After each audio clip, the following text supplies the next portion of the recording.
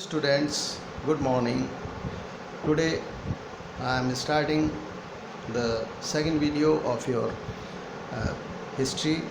This is Omda Sharma from Social Science, and I was talking about uh, this print. If you remind this, then this is the name of the chapter is the rise of nationalism in Europe, and I continue this. So the long train in those there was so many different people of having their flags in their hand, and they are coming towards, they are passing by the Statue of Liberty and paying their homage. यानी वो जो हैं एक एक करके statue of liberty के सामने आते हैं और अपनी श्रद्धा सुमन या श्रद्धा और उनको देते हैं, है ना, झुकते हैं और आगे बढ़ते चले जाते हैं।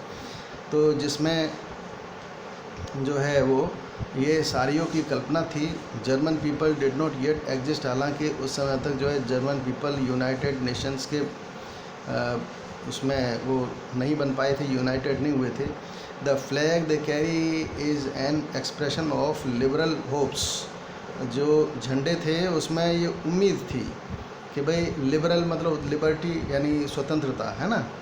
तो ऐसी आशा थी 1848 to unify the numerous German speaking principalities के जो जर्मन बोलने वाले हैं वो सब सैद्धांतिक रूप से एक होते चले जा रहे हैं अंडर ए डेमोक्रेटिक कॉन्स्टिट्यूशन, संवैधानिक जो प्रजातंत्र के अंतर्गत। इसके बाद जर्मन के बाद में यहाँ पर Austria, kingdom of two Sicilies, Lombardy, Poland, England, Ireland, Hungary and Russia, ये सभी जो हैं इसमें कतार में खड़े हुए हैं। और ऊपर जो मैंने आपको बताया था कि यहाँ जो है वो बहुत सारे यानी हेवंस के अंदर क्राइस्ट हैं, सेंट्स हैं, एंजल्स हैं, जो कि बहुत खुश हो रहे हैं इस दृश्य को देख करके जो प्रिंट बनाया गया था। क्लियर। और they have been used by the artist to symbolize fraternity. तो ये जो आर्टिस्ट था इसने भाईचारे को दर्शाया कि भाई सभी देश जो हैं एक दूसरे के साथ भाईचारे के साथ में रहते हैं। ठीक है, तो ये आपको जो है मैं समझता हूँ समझ में आ गया होगा। और इस चैप्टर में ख़ास तौर से हम यही सब बातें, है ना, सारियों ने जो चित्र बनाया उसी के बारे में हम और आगे बात करेंगे, क्योंकि 19th सेंचुरी में during the 19th century nationalism emerge as a force which brought about sweeping changes in the political and mental world of Europe। तो बौद्धिक स्तर से और राजनीतिक दृष्टि से यूरोप के अंदर बहुत ज़्यादा बदलाव आया 19th सेंचुरी के अंदर। जो नेशनलिज्म जो है उसमें वो पैदा हुआ। नेशनलिज्म कहते हैं when the feeling of nation, जब हमें हमारे देश की भावना हमारे अंदर पैदा होती है तो उसी को हम जो है क्या कहते हैं, राष्ट्रवाद। तो ये राष्ट्रवाद के बारे में इसमें जो है इसका परिणाम ये हुआ, बदलाव जो आया कि नेशन स्टेट्स जो हैं वो बननी शुरू हो गई, राष्ट्र राज्य बनने शुरू हो गए।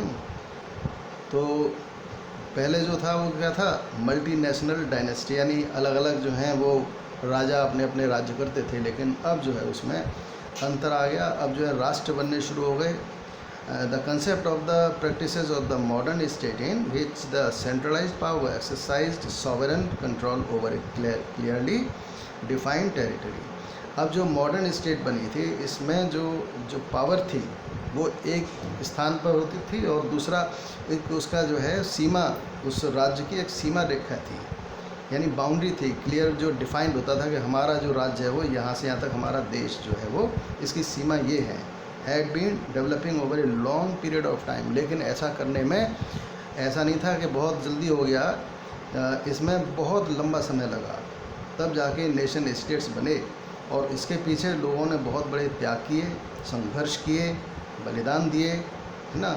Rulers came to develop a sense of common identity and shared history or descent. जब जाके जो है लोगों के अंदर सामूहिक जो अपनी पहचान थी, अपनी जो सामूहिक एक तरह से एक भावना थी कि हम जो है सभी हमारे पूर्वज एक ही थे, इस तरह की जो भावना थी, उसके बाद में यानी देश की भावना पैदा हुई और उसी से जो है नेशन स्टेट का निर्माण हुआ। And this commonness did not exist from the time immemorial. तो ये एक दिन में नहीं हुआ, कोई एक निश्चित समय नहीं कहा जा सकता था, इसमें बहुत ज़्यादा समय लगा। तो इस चैप्टर में हम जो है इन्हीं सब बातों को आगे पढ़ेंगे। And till then, goodbye, thank you.